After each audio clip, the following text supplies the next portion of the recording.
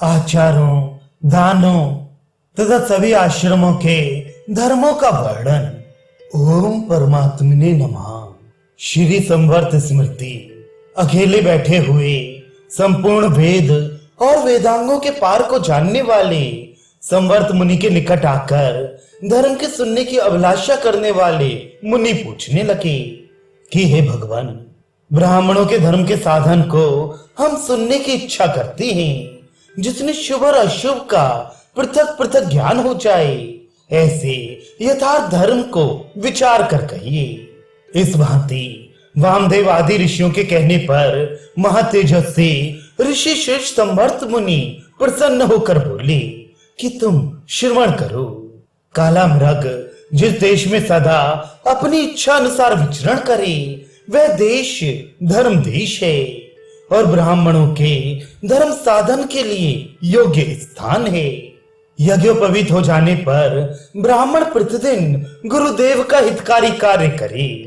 ब्रह्मचारी माला, गंध, मध्य, मांस इनका त्याग कर दे। नक्षत्रों के बिना छिपे हुए प्रातः काल की संध्या करे और सूर्य देव के आधे अस्त हो जाने पर सायंकाल की संध्या करे। जब तक सूर्य के दर्शन भली भांति से ना हो जाए, तब तक खड़ा होकर बार बार गायत्री का जप करता रहे और जब तक नक्षत्र भली भांति से उदय ना हो जाए, तब तक सायंकाल में बैठकर जप करता रहे। इसके पीछे ज्ञानवान पुरुष अग्निहोत्र को करे, फिर होम कार्य के समाप्त होने पर गुरुदेव के मुख को देखता हुआ वेद को पढ़े। 2-3 लाइन पहले से। सबसे आगे ओमकार का उच्चारण करे, इसके अनंतर 7 आयति पढ़े, इसके उपरांत गायत्री को पढ़कर पीछे वेद का पढ़ना प्रारंभ करे। दोनों गणों के ऊपर सावधानी से हाथ रखकर एकाग्र मन से अनन्य बुद्धि हो गुरुदेव की आज्ञा अनुसार वेद को पढ़े।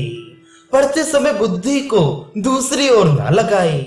ब्रह्मचारी नियम अवलंबन पूर्वक प्रातः काल और सायंकाल में भिक्षा मांगे। इसके उपरांत उस भिक्षा को गुरुदेव को निवेदन कर पूर्व मुख हो मौन को धारण कर पवित्र भाव से भोजन करे। ब्राह्मणों को सायंकाल और प्रातः काल दिन में 2 समय भोजन करना वेद ने कहा है। इसमें सावधान मनुष्य बीच में भोजन न करे। भोजन के पहले आचमन करे, भोजन के पीछे आचमन करे और जो आचमन के बिना किए हुए भोजन करते हैं उनको प्रायश्चित करना होगा। जो ब्राह्मण बिना आचमन किए हुए भोजन करता है या जल पीता है, वह मनुष्य 8000 गायत्री का जप करने से शुद्ध होता है। पैरों के बिना धोए अथवा चोटी में बिना गांठ बांधे, यज्ञोपवीत के बिना जो मनुष्य आचमन करता है वह अशुद्ध रहता है। उत्तर की ओर मुख करके यज्ञोपवीत को धारण कर ब्रह्म तीर्थ से आचमन करे। पूर्व की ओर मुख करके बैठा हुआ यज्ञोपवीत को धरे हुए मौनधारी ब्राह्मण नित्य शुद्ध होता है। जल में स्थित हुआ पुरुष जल से आचमन करे और स्थल में बैठा हुआ पुरुष स्थल में बैठकर आचमन करने से शुद्ध होता है। इस भांति आचमन करने से शुद्धि प्राप्त होती है। मणिबंध तक हाथ पैर को जल से धोए, पीछे 2 बार मुख को पहुंचकर 12 अंगों का स्पर्श करे। स्नान के अनंतर जलपान, छींक, भोजन और अपवित्र वस्तु का स्पर्श करके ब्राह्मण इस भांति आचमन करने से शुद्ध होता है। शूद्र जल से हाथ धोने से शुद्ध होता है और वैश्य दांतों तक जल जाने से शुद्ध होता है। क्षत्रिय कंठ तक जल के जाने से आचमन करने से शुद्ध होता है। आसन पर पैर रखकर घुटनों को उठाए हुए जो खड़ाओं पर चढ़कर आचमन करता है, उसकी कभी शुद्धि नहीं होती। जिस मनुष्य ने संध्या और अग्निहोत्र ना किया हो, वे सावधान होकर अष्टोत्तर सहस्त्र बार गायत्री का जप करे। जो ब्रह्मचारी सूतक का अन्न, नव श्राद्ध और मासिक श्राद्ध का अन्न खाता है, उसकी शुद्धि तिर्रात्र में होती है। जो ब्रह्मचारी कामदेव से मोहित होकर स्त्री का संग करता है वह सावधान होकर शुद्ध प्रजापत्य कृच्छ करे। कदाचित किसी ब्रह्मचारी ने मध्य और मांस को खा लिया हो तो वह प्रजापत्य व्रत करके मूंछ की कौदनी के पहरने से शुद्ध होता है। ब्रह्मचारी पर्व के दिन पुरोडाश दे और शाकल होम के अंगभूत मंत्रों से घृत का हवन करे। जो ब्रह्मचारी जानकर अपने वीर्य को निकाले तो ब्रह्मचर्य व्रत नष्ट हो जाने पर के प्रायश्चित से शुद्ध होता है। और यदि अज्ञान अर्थात स्वप्न आदि से वीर्य निकल जाए तो स्नान करने से उसकी शुद्धि होती है। जो भिक्षा मांगकर अपनी आरोग्य अवस्था में एक ही के यहाँ का अन्न खाता है या जो बिना स्नान ही के किए अन्न खाता है वह 800 गायत्री के जपने से शुद्ध होता है। जो कभी भी शूद्र के हाथ से भोजन करता है या उसके हाथ से पानी पीता है उसकी शुद्धि अहोरात्र उपवास कर पंचगव्य के पीने से होती है। बासी उच्छिष्ट और जिसमें भाल आदि पड़े हों ऐसे अन्न को खाने वाला मनुष्य अहोरात्र उपवास करके पंचगव्य के पीने से शुद्ध होता है। जिसने शूद्र के यहाँ के बर्तन में अथवा टूटे हुए बर्तन में भोजन किया है उसकी शुद्धि अहोरात्र उपवास कर पंचगव्य के पीने से होती है। कदाचित ब्रह्मचारी दिन के समय में सो जाए तो स्नान करने के उपरांत सूर्य देव का दर्शन कर 800 गायत्री के जपने से शुद्ध होता है। ब्रह्मचारियों का ये धर्म कहा गया। जो इसके अनुसार बर्ताव करता है वह परम गति को पाता है। यह प्रथम आश्रम का धर्म कहा गया। जो ब्राह्मण इस ब्रह्मचर्य आश्रम से विमुख हो गया हो वह ऐसी स्त्री के साथ अपना विवाह करे जो अपने वर्ण की और अच्छे कुल में उत्पन्न हुई हो और शुभ लक्षण वाली हो और रूप शील गुण ये भी संपूर्ण लक्षण उसमें विद्यमान हो। ऐसी स्त्री के साथ ब्राह्मण विवाह करे। इसके उपरांत ब्राह्मण प्रतिदिन पंच महायज्ञ करे। कल्याण की इच्छा करने वाला ब्राह्मण उनका त्याग कभी ना करे, परंतु जिस समय जन्म मरण का सूतक हो जाए उस समय उनको ना करे। उस सूतक में ब्राह्मण दान और पढ़ने से रहित 10 दिन तक, क्षत्रिय 12 दिन तक और वैश्य 15 दिन तक रहे। और शूद्र की शुद्धि संवर्त ऋषि के वचन के अनुसार 1 महीने में होती है। संपूर्ण सगोत्री मिलकर प्रेत को अन्न और जल दें। ब्राह्मण पहले, तीसरे, 7वें, 9वें अथवा चौथे दिन अस्थि संचयन करे। अस्थि संचयन के उपरांत देह का किसी के साथ स्पर्श न करे, अर्थात पहले किसी को न छुए। ब्राह्मण का 4थे दिन में और क्षत्रिय का 6ठे दिन में, वैश्य का 8वें दिन में और शूद्र का 10वें दिन में स्पर्श करना कहा है। जन्म के सूतक में बड़े बड़े ऋषियों ने यही विधि देखी है। जिस ब्राह्मण ने वेद न पढ़ा हो वह 10 रात्रि में शुद्ध होता है। जिस समय पुत्र पैदा हो उस समय पिता को वस्त्र सहित स्नान करना कहा है। माता की शुद्धि 10 दिन में होती है और पिता का स्पर्श स्नान करने से भी उचित है। सूखे अन्न या फल से जन्म सूतक में हवन करे। पंचयज्ञ को जन्म और मरण सूतक में ना करे। 10 दिन के उपरांत धर्म के जानने वाला ब्राह्मण भली भांति से पढ़े। पापों का नाश करने वाला अनेक भांति का दान दे और संसार में इस मनुष्य को जो जो इष्ट और प्यारा है, अपने अक्षय पुण्य की इच्छा करने वाला पुरुष वही वह वस्तु विद्यावान मनुष्य को दे।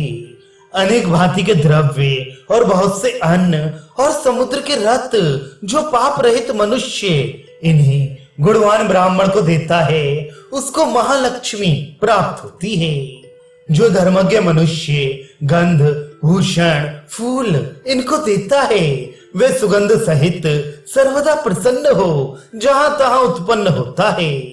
वेद पढ़ने वाले कुलवान और विशेष करके अभ्यागतों को जो दान दिया जाता है वह महाफल का देने वाला होता है। शीलवान, कुलवान, वेद के जानने वाले शुद्ध और अत्यंत बुद्धिमान ब्राह्मण की हव्य अर्थात देवताओं के अन्न से और कव्य अर्थात पितरों के अन्न से पुरुष पूजा करे। उत्तम रस युक्त ऐसे नाना प्रकार के संपूर्ण द्रव्य अक्षय स्वर्ग की कामना करने वाले मंगल प्रार्थी मनुष्यों को दान करना उचित है। जो मनुष्य वस्त्र दान करता है वह सुंदर वस्त्रों से शोभायमान होता है। चांदी का देने वाला मनुष्य रूपवान होता है। स्वर्ण के देने वाले की बड़ी आयु होती है और धन की वृद्धि होती है। प्राणियों को अभयदान देने से संपूर्ण मनोरथ सिद्ध होते हैं अथवा दीर्घायु और सुखी होता है। अन्न, जल और घी के दान करने से मनुष्य सुख भोगता है और भूषणों के दान करने से भूषण वाला बड़े फल को प्राप्त होता है। जो मनुष्य फल, मूल तथा नाना प्रकार के शाक और सुगंध वाले फूल इनका दान करता है वह पंडित होता है। जो बुद्धिमान मनुष्य ब्राह्मण को पान का दान करता है वह विद्वान और दर्शनीय तथा भाग्यवान होता है। खड़ाऊ, जूता, छतरी, शैया, आसन और अनेक भांति की सवारी इनको देने वाला धनवान होता है। जो मनुष्य शीतकाल में अग्नि और बड़े यत्न से काष्ठ देता है वह जठराग्नि के समान कांति वाला पंडित तथा रूपवान और भाग्यशाली होता है। जो मनुष्य रोगियों के रोगों को दूर करने के लिए औषधि, घृत इनको मिलाकर भोजन देता है वे रोग रहित होकर सुखी और चिरंजीवी होता है। शीतकाल में जो मनुष्य ब्राह्मणों को काष्ठ देता है वे युद्ध के समय शत्रुओं को जीतता है और लक्ष्मीवान होकर दीप्तिमान होता है। जो मनुष्य भूषण, वस्त्र आदि पहराकर भली भांति से पूजित हुई कन्या को योग्य वर के हाथ में ब्रह्म विवाह की रीत के अनुसार देता है वह कन्या के दान करने से महाकल्याण को प्राप्त होता है और सज्जनों में बढ़ाई पाकर उत्तम कीर्तिमान होता है। होम के मंत्रों से संस्कार की हुई कन्या के दान करने पर मनुष्य 10 सहस्त्र ज्योतिषोम और अतिरात्र यज्ञ के फल को प्राप्त होता है। वस्त्र अलंकारों से जो मनुष्य कन्या की पूजा, उत्सव और पुत्रादि के जन्म के समय में करता है वह स्वर्ग को प्राप्त होता है। अविवाहित कन्या के रोमों के निकल आने के समय में कन्या को चंद्रमा भोग करता है और ऋतुमती होने के समय में गंधर्व भोगते हैं। दोनों स्तनों के ऊंचे होने पर अग्नि भोगता है। 8 वर्ष तक कन्या गौरी है, 9वें वर्ष में रोहिणी और 10वें वर्ष में कन्या को कन्या कहा है। इसके उपरांत कन्या की संज्ञा रजस्वला हो जाती है। कन्या को ऋतुमती हुआ देखकर बड़ा भाई, माता, पिता ये तीनों नरक में जाते हैं। इस कारण रजो दर्शन के बिना हुए ही कन्या का विवाह करना श्रेष्ठ है और 8 वर्ष की कन्या का विवाह करना परम श्रेष्ठ है। तेल, आंवले, स्नान के निमित्त जल और उबटन इनका दान जो मनुष्य करता है वह सर्वदा आनंदित होकर भाग्यवान होता है। जो मनुष्य उत्तम लक्षण वाले जोतने योग्य 2 बैलों को अलंकृत कर हल्के साथ ब्राह्मण को देता है वह संपूर्ण पापों से छूटकर सब कामनाओं के साथ जितने रोम बैलों के शरीर पर हैं उतने ही वर्षों तक स्वर्ग में वास करता है। कांसी के पात्र और वस्त्रों से अलंकृत कर दूध देने वाली गौ को जो मनुष्य ब्राह्मण को दान करता है वह स्वर्ग लोक में पूजित होता है। अन्न उत्पन्न हुई पृथ्वी और आदि ब्याई गौ इन्हें वेद के पार जानने वाले ब्राह्मण को देने से मनुष्य स्वर्ग लोक में पूजित होता है। जितने अन्न के पौधों की जड़ दान की है और जितने गौ के शरीर पर रोम है उतनी ही वर्ष तक वह मनुष्य स्वर्ग में पूजित होता है। चांदी के खुरों वाली, स्वर्ण के सींग वाली, बछड़े अथवा बछिया वाली रोग रहित वस्त्र से ढकी हुई, दूध देती हुई सुशीला गौ को जो दान करता है, उस गौ और बछड़े के शरीर पर जितने रोम हैं, उतने ही वर्षों तक वह मनुष्य ब्रह्मा के निकट निवास करता है। पूर्वोक्त विधि के अनुसार जो मनुष्य बैल का दान करता है, वह संविधान गौ के दान से 10 गुने फल को प्राप्त होता है। प्रथम पुत्र अग्नि का स्वर्ण है और पृथ्वी वैष्णवी अर्थात विष्णु की पुत्री है और सूर्य की पुत्री गौ है। इस कारण जो मनुष्य स्वर्ण, गौ, पृथ्वी इनका दान करता है, वह त्रिलोकी के दान के फल को पाता है। संपूर्ण दानों का फल तो केवल दूसरे जन्म में ही मिलता है और स्वर्ण, पृथ्वी, गौ इनका फल 7 जन्म तक मिलता है। जो मनुष्य अन्न का दान करता है, वह नित्य पुष्ट और तृप्त रहता है। जल का दान करने वाला सुखी और संपूर्ण कर्मों से युक्त रहता है। संपूर्ण दानों में अन्न का दान ही श्रेष्ठ है, कारण कि सब प्राणियों का जीवन अन्न से ही है। इसी कारण से ब्रह्मा जी ने कल्प कल्प में संपूर्ण प्रजा अन्न से ही रची है।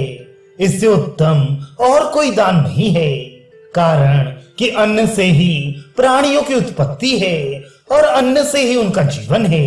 इसमें किंचित भी संदेह नहीं। मिट्टी, गोबर, कुशा और यज्ञोपवीत उत्तम है।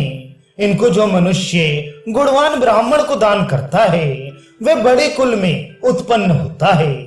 जो मनुष्य ब्राह्मण को पान, सुपारी, इलायची देता है या दातून देता है, वह शुद्ध गंध वाला होता है और कभी भी तोतला नहीं होता। जो मनुष्य ब्राह्मण को पैर, गुदा और लिंग इनके शौच के लिए जल देता है, उसकी बुद्धि सर्वदा शुद्ध होती है।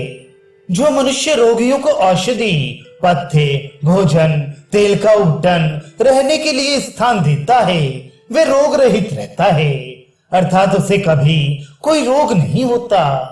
गुड़, गन्ने का रस, लवण और व्यंजन या सुगंधित पान इनका दान जो मनुष्य करता है, वह अत्यंत सुखी रहता है।